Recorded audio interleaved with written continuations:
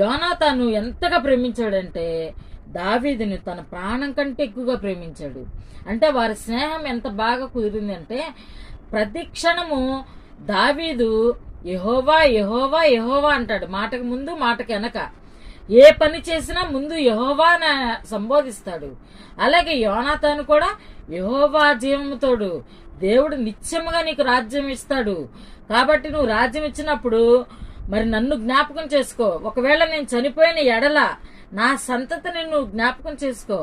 అప్పుడు ఒకవేళ నువ్వు గనక నా సంతతిని జ్ఞాపకం చేసుకోకపోతే దేవుడు నీకు అపాయాన్ని తీసుకొస్తాడన్నాడు. అంటే మాటకు ముందు వెనక యెహోవా పేరుని తీసుకొస్తున్నారు.